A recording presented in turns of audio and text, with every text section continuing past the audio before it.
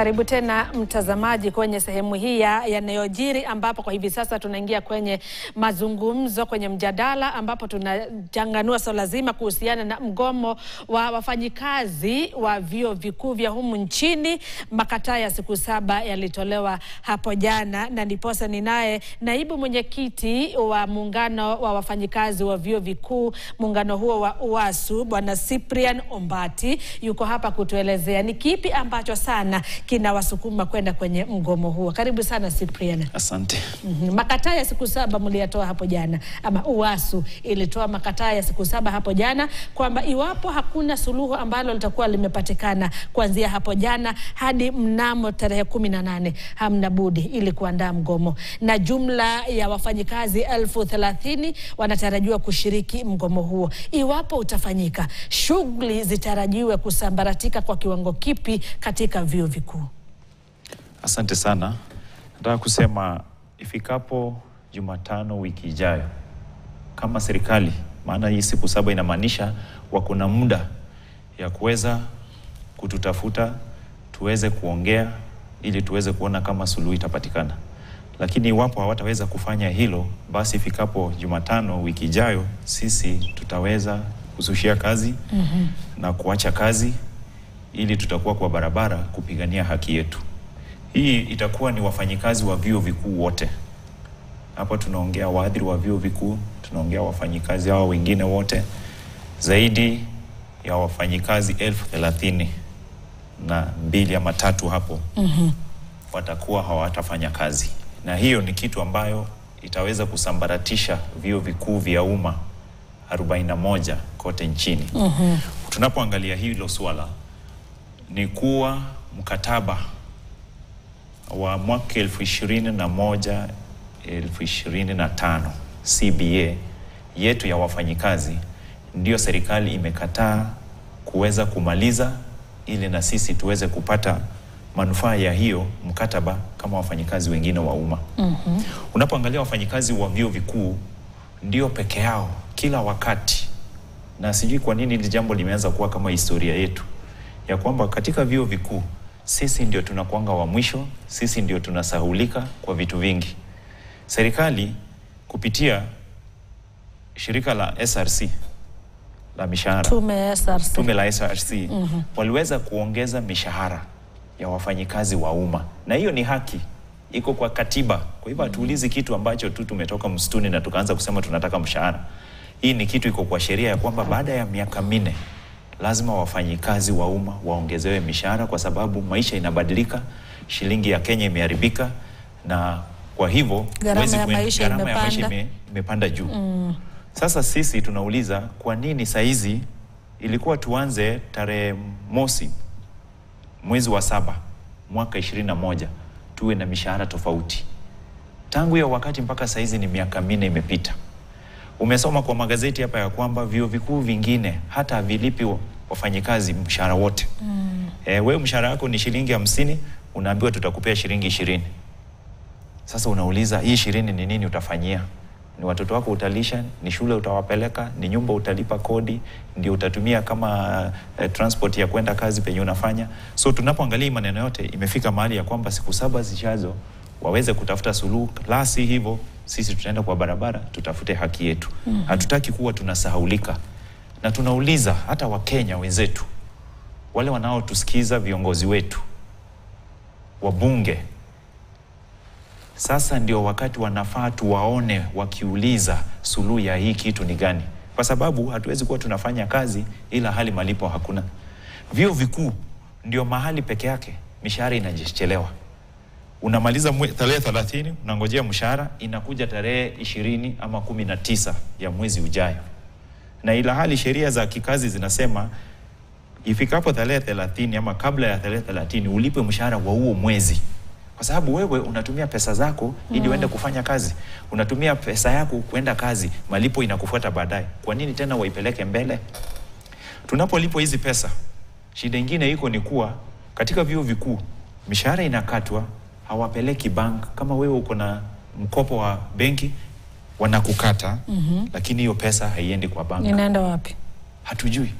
Ukienda kwa bank wanakuambia sisi hatujapokea pesa yako ya miezi 5 iliyopita. Kwa hivyo sasa kutoka hapo wanakuchukua ile CRB ambapo unawekwa hapo ya kwamba wewe ni wale watu ambayo hamustahili kupewa hata kazi yoyote Kenya ama duniani. Na makosa si yangu. Umenikata shilingi yangu 10,000 ya loan na hujapeleka kwa bank. Umenikata pesa yangu zile zinawekwa za uzeeni, pension, haupeleki kule. Katika university tuko na watu ambao wamefika kustaafu.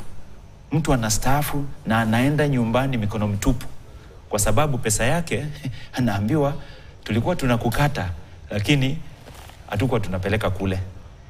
Na kuna wenye wanaongoza hivyo vyuo vikuu bado wao wako hapo, wanapata mshahara yao yote, wao pesa zao hazikatwi. Ikifika ni wakati contract yake imeisha, yeye anaweza kulipwa gratuity yake. Kuna walimu wengine katika vyuo vikuu wako kwa contract, wakimaliza contract yao wanafaa kulipwa gratuity yao, unapata gratuity, hakuna yenye analipwa, anaambiwa sasa wewe sisi hatuna pesa yako hapa, na ila hali barua yake inasema anafaa alipwe gratuity. So kuna masaibu mingi katika vyuo vikuu. Ndio imefanya tumevumilia. Wewe fikiria ya kwamba kutoka mwaka 2021 mpaka saa hizi unaona tumekuwa tukitulia. Tumeambia serikali labda wacha tusikize kidogo. Okay, mutaleta 2022 hawajaleta. 2023 hakuna kitu. 2024 hakuna kitu. Sasa sisi tunauliza tutaendelea je kukaa hivi? Na ukiangalia kwingine unaona pesa ndiyo inatumika, pesa ndiyo inabebwa na magunia, pesa ndiyo inatumika, watu wanapatiwa hapa, wanasiasa wako na pesa, ndio wanavaa masaa ambayo ninanunuliwa milioni 5, na sisi tunauliza hatuna hata pesa ya mkate. Watoto wetu kwa manyumba wako na njaa. Waadhiri wa vyuo vikuu ambao walikuwa wamepewa heshima kubwa, saa hizi watu wanawaangalia tu kama watu hohehae kwa sababu mwadhiri hata ukimwangalia wengine na kuambia hata wanakopesha chakula. Kwa kitabu mwadhiri ameandika jina yake hapo ya kwamba umenipea nini, nipee mboga ya hii pesa, nipatie hivi, hiyo ni ngapi? 1,100, hiyo ni shilingi 200. Andika hapo. Ifikapo mwisho wa mwezi nitakupea. Sasa tunauliza penye tumefika tukiendelea hivi, jamani, hii itakuwa sasa ni nchi gani? Hata wale tunaofunza katika vyuo vikuu sasa wengi wameanza kusema mimi sitaki kuwa mwadhiri. Kwa sababu kama huyu mwalimu wangu hivi anakaa, anaonekana angalia vile mwalimu mwenyewe vile anakaa, ukienda hapo hata utafikiria ni mwalimu. Kwa sababu ni kiatu unanunua ama ni chakula utatafutia mtoto wako. Sasa utasema acha nitafute chakula, lakini hata nikivaa kiatu yenye inakaa namna gani? Ile heshima yenye kitambo ilikuwa ya walimu, waadhiri wa vyuo vikuu sasa hizi hakuna. Kuna hoja ambayo umetoa, hoja nzito hapa kwamba kuna mnakatwa makato kutoka kwenye mishahara yenu, lakini hizo fedha haziwasilishwi iwapo ni kwenye benki ama kwenye mashirika hata ya kuchukua mashirika ya kifedha. Ni kwa wahadhiri wote kutoka vyuo vikuu vyote ama ni baadhi ya vyuo? Pesa ambayo inakatwa na kuambia ni karibu vyuo vyote. Hamno, ile kitu wanafanya ni kukopea net salary ile yenye wewe unapokea. Lakini ingine unajua ikuji kwako, wao wanakata, wanafaa kupeleka kule kwa wale watu wa maneno ya kustaafu na nini. Lakini wakati unaenda kutafuta statement yako ya kustaafu ndio unapiwa na mshtuko ya kwamba hapa sisi hatuna pesa yako. Lakini nikienda payslips zangu zote zimeonyeshwa nimekatwa hiyo pesa. Wale ambao wamestaafu ndio wameteseka zaidi kwa sababu unaambiwa enda nyumbani tukitafuta pesa yako. Wengine hata wamefika nyumbani na hiyo mashida zote, mtu hata amefariki kabla ya kuona hiyo pesa yake. Ambapo tuko tunauliza serikali, wacha tulipwe pesa zetu. Lakini hao wenye wamesimamia vyuo vikuu hawana hao madeni. Tumewauliza, nyinyi siku moja pia tunataka kuona mkilipwa pesa nusu. Mshahara wako ni shilingi 1,100. Tunataka tuone ukipewa shilingi 20,000, tuone wewe utasikia namna gani, wewe utaendesha maisha yako namna gani. Hapo ndio tuko na tunasema siku 7 zilizofika hii mashida zote ziweze kuondolewa kwa meza, tutaendelea na kazi. Lakini ingawa hawatafanya, tumevumilia ya kutosha. Mtu hawezi sema ati tumeharakisha. Tangu mwaka 2021 mpaka saa hizi ni miaka mingi sana kuvumilia. Na saa zingine ni vile tu wanamezoea kwamba hawa ni walimu, hawa ni wangwana, hawa ni wasomi. Wao unajua si rahisi walete furusha hapa mbaya. Wao ni watu ambayo ni waungwana. Lakini sasa hata kama ni waungwana tunafikanga pia mwisho tunasema ifikapo penye tuko sasa sisi tutaenda pia kwa barabara tuseme tupatiwe ile ambayo ni haki yetu. Wewe umesoma kwa gazeti ukaona wabunge hawajalipwa mshahara hata ya mwezi mmoja? Umesoma kwa gazeti ukasikia watu wa mahakama na kwingine hakuna? Jambo lingine ni ile la kutuambia sisi eti mshahara wetu itolewe kwa ile fees wanafunzi wanalipa.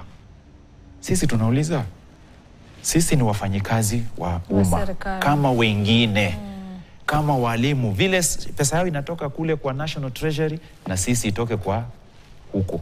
Tusiambiwe enda mutafute school fees ya wanafunzi alafu mumepata ngapi ndio hiyo lipeni hiyo pesa. Hiyo tumekataa. Wako hata na hii new funding model wamesema inaleta pesa mingi kwa university, na mumesikia wakisema hapa hata wakipatana na rais wanamwambia rais, hii ni mzuri sana, pesa zimeongezeka kwa university, sasa hatuna mashida. Sasa hivi vile tunaongea Moi University wako hapo kwa street ya Eldoret wanapiga kelele saa hii wanafunzi kwa sababu walimu wa vyuo vikuu na wafanyikazi wengine. Kwa sababu gani? Hii mashida nimesema hakuna hata moja ambayo imefanywa. Technical University of Kenya hii hapa El Selassie Avenue Nairobi wako kule pia wanapiga kelele wapewe haki yao, na wamepiga zaidi ya wiki moja na hakuna mtu hata mmoja amewasikiza. Lakini watu wakikuja hapa kwa TV wataanza kuambia vile Kenya iko vizuri, wafanyikazi wako vizuri. Tuko na mawaziri wanafanya kazi gani? Waziri ambayo wanahusikana na hii wako wapi?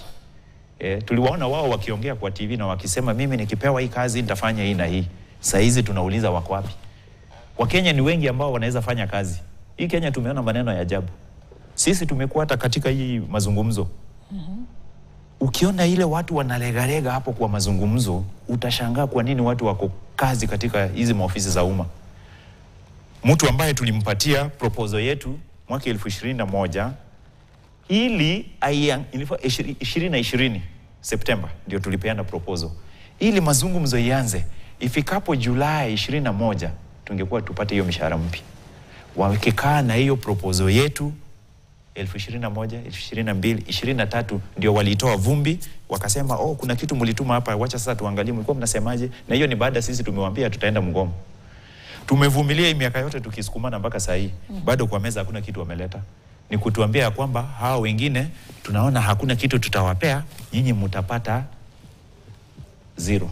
Hamuna kitu, sufuri ndio tunaambiwa hiyo ndio mshahara yako umeongezwa. Tukauliza kwa nini?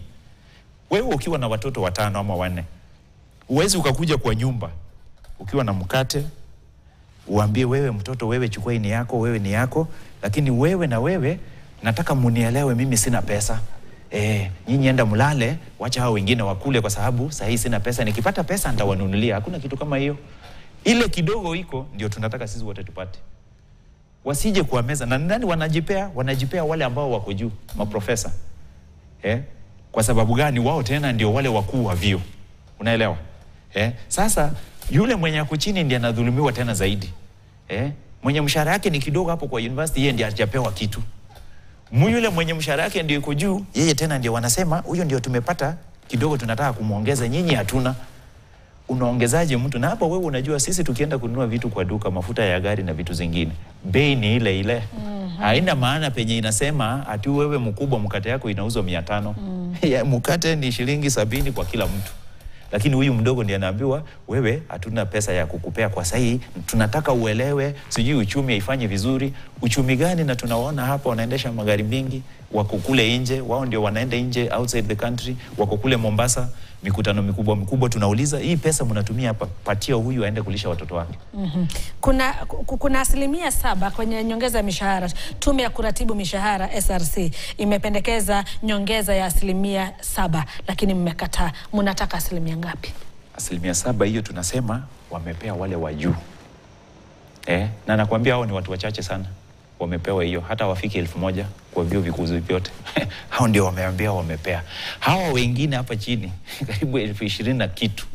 Hao ndio wanaambiwa yenu ni sufuri hakuna kitu. Tukiwauliza wanasema ati hiyo kuna ripoti tulifanya ambayo inaonyesha huyu ndiye aonyeshe. Sasa ripoti gani hii ambayo ukifanya ni ya maskini? Unajua hii Kenya yetu iko na maajabu.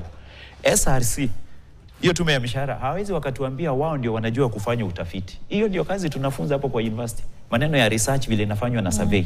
Sisi tukamwambia hivi, hiyo research umefanya tuletee hapa. tuone vile mulifanya, kwa sababu mimi sijaiona research yenye unafanya utafiti ya kusema sasa tumeangalia hii maisha na tukapata huyu mkubwa mwenye analipwa shilingi mingi ndio tena wanasema tunataka kuongeza. Maskini wewe ama mwenye unakula pesa kidogo wewe ndio upati. Hakuna utafiti kama huo. Kumaanisha hii ni vitu walienda kule kwa SRC wenyewe wakajisemea sisi tupee hii wale waache. Sasa nani atatupigania? Hiyo ndio maneno inafanya sisi tunasema tutaenda kwa barabara ili tuweze kusuluhisha hizi mashida ziko katika vyuo vikuu. Kando na nyongeza ya mshahara, ni kipi kingine ambacho kiko kwenye ule mkataba wa maelewano wa mwaka 2021-2025 ambacho pia mnakipigania? Mazingira ya kufanya kazi yakoje? Mazingira ya kufanya kazi. Kule kulikuwa na maneno ya house allowance ya nyumba. Hiyo pia walituambia hatuna kitu ya kuwapatia hapo. Ukikuja pia kuna maneno ya mortgage na car loan. Hii nataka tena nikwambie, mkopo wa kununua gari, mkopo wa kununua nyumba ama kujenga nyumba, hiyo pia imepeanwa na serikali kikatiba. Wafanyikazi wengine wamepata, sisi wa vyuo vikuu hatujawahi pewa, na ilianza mwaka 2015 mpaka saizi tunaelekea miaka 10. Wengine wamepewa, kama ni gari amenunua amemaliza tena amepewa ya pili, amenunua gari ingine. Kama ni ya nyumba wamepewa. Hiyo ni kikatiba. Kila mtu anafaa kupewa. Sisi hatuna shida kwa nini wanapewa. Shida yetu ni kuwa kwa nini sisi hatupewi? Kwa hiyo miaka yote hakuna usawa. Hiyo usawa ndio tunauliza. Kwa nini waambie wengine nyinyi niko na pesa yenu ya kununua hii na sisi hutupei? Sisi pia ni wa Kenya. Sisi pia tunalipa kodi kama wale. Hawalipi kodi tofauti na yetu. Lakini ifikapo wakati vitu zinagawa kwa meza, wanasema sasa hawa wa universities msiwapatie. Hiyo ni kitu kingine ambayo iko hapo ndani, tunasema lazima watupatie. Hii tume ya mishahara imefanya mambo ya job evaluation, kuangalia uzito wa kazi ila hali ni mishahara ngapi unafaa kulipwa. Wanapofanya hiyo, zingine wametupandisha daraja. Wameangalia wakasema kulingana na hii kazi ya muadhiri, tukiangalia vizuri anafaa kuletwa daraja ya juu. Wametuleta kizingine juu, lakini huwezi leta juu bila pesa. Manake ilikuwa chini, sasa ukiileta juu upgrading inafaa kuwa kuambatana na pesa. Sasa SRC ikifika hapo wanapiga kona na kutujenga ya kwamba tume-upgrade lakini maneno ya pesa hakuna. So sisi tunauliza kama umefanya upgrading tupatie pesa ambazo zinaambatana na hiyo. Hiyo ni kitu kingine ambayo tulikosana na hao. Maneno mengine ni maneno ya matibabu. Unapoangalia matibabu katika vyuo vikuu, sisi tuko na matibabu ambayo ni tofauti. Chuo kikuu cha Nairobi kiko na hii, Kenyatta iko na ile, Moi iko na hii. Unapata ya kwamba mwisho wake ni kuwa kila mtu anafanya vitu zake. Ni kigezo kipi ambacho kinaangaliwa kwamba kama ni wahadhiri katika chuo kikuu cha Nairobi watapewa bima ya aina hii, kama ni chuo kikuu cha Moi watapewa bima ya aina hii, chuo kikuu cha Masinde Muliro, ni kigezo kipi ambacho kinatumika? Hamna, wameachia kila chuo iweze kufanya vitu yake. Na sisi tukawaambia hawa timu ya mishahara ya kwamba tunataka usawa. Unapoangalia walimu, mwalimu ni mwalimu.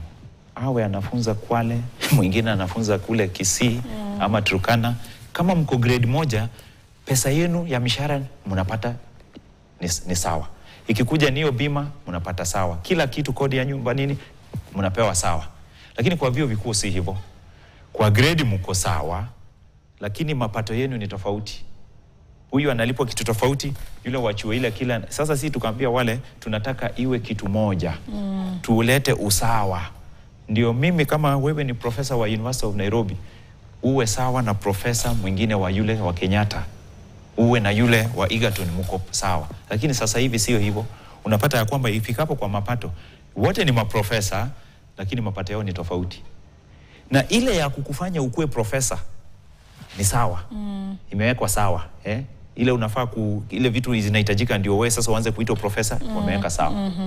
Sasa hiyo ndio mahangaiko tuko nayo katika mawaziri wa vyuo vikuu, ambapo imetufanya tukasema sasa hivi sisi tutaenda mgomo ndio serikali iweze kurekebisha haya maneno. Tunataka tujihisi kama wafanyikazi wa serikali kama wengine. Wale wengine wasipatiwe special treatment.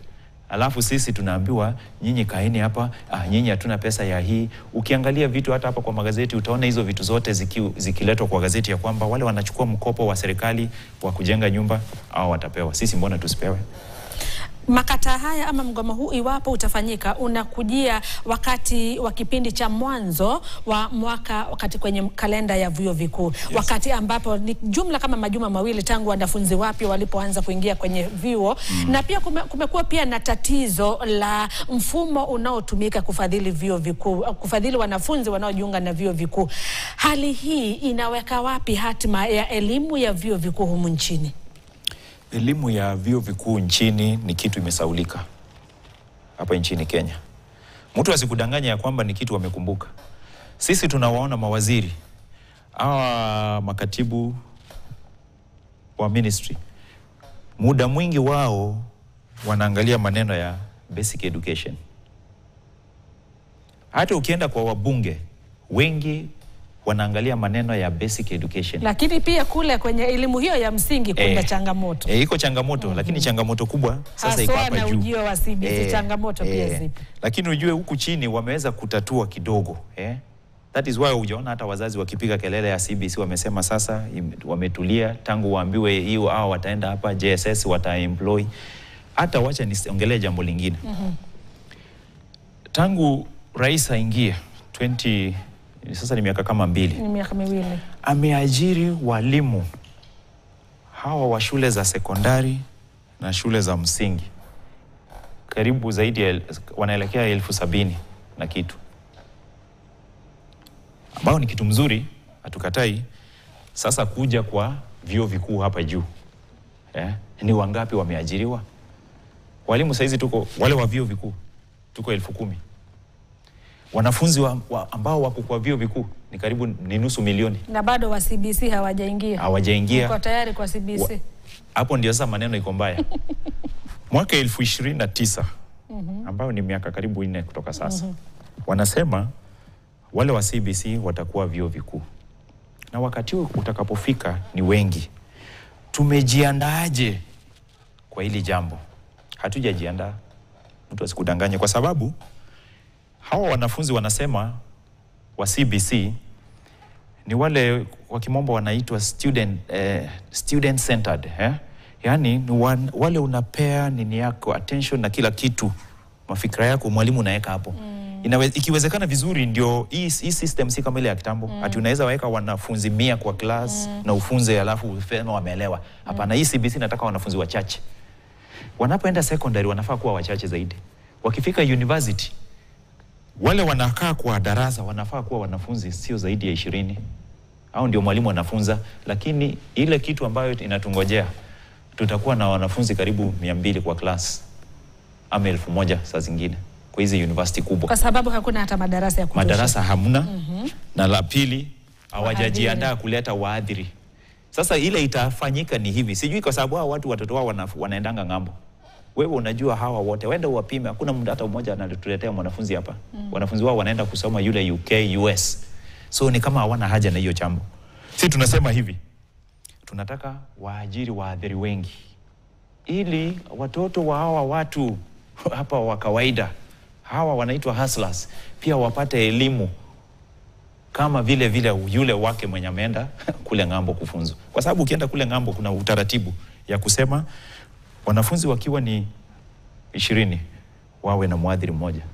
Wakienda 30 hiyo ni darasa lingine. Hapa hatuna hizo vitu. Ili tujiandae tunahitaji waadhiri wengi waweze kuongezwa katika vyuo vikuu vyetu. Katika changamoto hizi zote Bwana Cyprian Ombati, umeweza kueleza hata jinsi baadhi ya wanafunzi ambao wako kule chuoni ambao zamani walikuwa wanatamani kuwa mhadhiri, kwa hivi sasa hawatamani tena. Hawana tamaa. Hizi changamoto zimewaathiri vipi katika utoaji wa huduma kule chuoni? Iwapo ni mhadhiri akiwa pale darasani, labda imemwathiri vipi? Kule darasani waadhiri ako hapo anafunza, lakini yeye hajui mtoto wake mwenye anafaa kwenda shule pesa itatoka wapi ya kumlipa. Kwa sababu nimekuambia haulipi pesa yote, unapewa kama nusu. Huyu mhadhiri ambaye anafunza watoto wa wenyewe, yeye mtoto wake ako nyumbani. Hata kabla ufike hapa hajajua huyu mtoto anakulaje. Tulikuwa na mkutano na wahadhiri wa vyuo vikuu.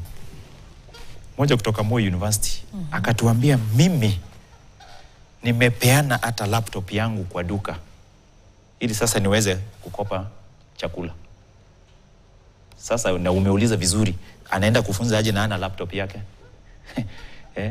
Sasa wanafunzi wanakuona mwalimu alikuwa na laptop na siku hizi hana. Sasa mwalimu hiyo laptop amechukua madeni, ameenda ameacha hapo. Next ni simu, hii ndio smartphone utaacha hapo. Sasa anza kutembea na mulika mwizi. Hapo ndio tuko. Kwa sababu gani? Mishahara zilipwi, zikikuja ni nusu. Madeni zetu penye tumechukua mikopo hawataki kuenda kulipa. Ukienda matibabu unaambiwa university hawajalipa.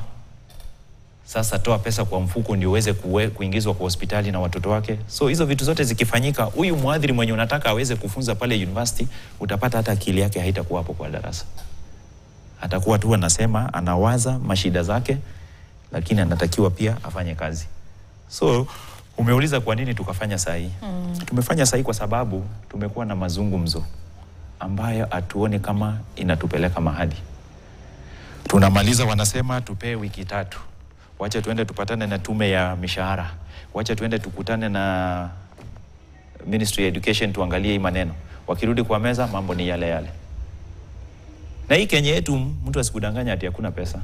Pesa ziko, pesa mingi ni vile ni wizi, pesa mingi ni watu wanatumia vibaya. Rais aliyepita alisema Kenya loses bilioni 2 kila mwaka, kila siku. Leo vile saizi tuko hapa, saizi tunaelekea saa 7, tushapoteza bilioni 1 tangu asubuhi. So wakitafuta namna ya kufanya kuzuia hizo vitu, nchi yetu iko na pesa ya kuweza kufanya hizi vitu zote, hata hizi wenye wanasema wanaenda kutafuta watu kule nje. Tuko na pesa ya kufanya, kulipa hii mishahara, na sisi hatuhitaji pesa mingi. Ile pesa tunahitaji ni kidogo. Lakini pia tuko na jambo na SRC. Kwa nini ikifika kwa mishahara wameongeza wabunge, wameongeza majudges? Huyu mwenye anaongezwa ndiye hata kuna magari ya serikali 3. Na bado unaona kwa gazeti hapa wakisema tumetaka kuongeza mshahara. Ile mshahara yao wanaita adjustment, market salary adjustment. Ati tumeangalia hivi, tumekuongeza shilingi 1,150. Mtu mmoja anaongezwa. Sisi hata hatuitishi hiyo. Ukiona vitu tunapewa hapa ni kuambiwa ati tunaweza tukakuongesha shilingi 300. Shilingi 300 utanunua nini kwa hii uchumi ya sasa hivi? Alafu tukishaongezwa hiyo mshahara, sasa shida nyingine. Ile mshahara ambayo unaongezwa, unaambiwa tumekuongeza, hii ndio tutaongeza. Hata hiyo yenye wanasema 7 wanataka kuongeza. Hiyo 7 unaongezwa wakukate housing levy. Wakuje wakukate hii mpya wameleta ya social health insurance. Ile imebaki hapa kwa nini yangu, kama mshahara wangu ilikuwa inaingia 20,000, sasa hata inarudi chini na kwa 18,000. Lakini hapa kwa gazeti na makaratasi tumesema tumepeana nyongeza. Sisi tukawaambia kama mnaongeza, ongeza watu mshahara, ili akienda kwa payslip yake aone kuna tofauti. Lakini kama unaongeza na hapa housing levy itachukua, social health fund itakuja ichukue, taxes hizi za kawaida tena waliongeza kidogo tena itoe, ile pesa ambayo inabaki hapo kwa payslip tena inakuwa chini ya ile. Sasa sisi tutaendaje kuambia watu wetu ati umeongezwa mshahara? Kwa sababu gani? Ni kwa sababu wanataka kuongeza mtu shilingi 300, 1,000. Lakini ile tunaita final, nikienda kwa bank mshahara wangu ikiingia itakuwa ni pesa iko chini kuliko ile yenye nilikuwa napata awali. Sasa hiyo ni kitu ya kusema ati sasa hiyo ni tumekubaliana sijui nini. Hakuna nyongeza hapo, tunataka tuone nyongeza hapo kwa karatasi. Asante sana Bwana Cyprian Ombati. Bila shaka kuna mengi ambayo tutafaa kuzungumza, lakini muda haunasi, lakini kwa kweli umezungumza vizuri kuhusiana, umetupa taswira kamili ya jinsi hali ilivyo na kile ambacho kinawapa msukumo wa kuweza kugoma ili kupigania haki yenu. Cha msingi ni muongezwe kiwango cha mshahara ambacho kinastahili kulingana na mkataba wa mwaka 2021-2025 pamoja na mazingira ya kufanya kazi yaweze kuboreshwa kwenye vyuo vikuu vya umma.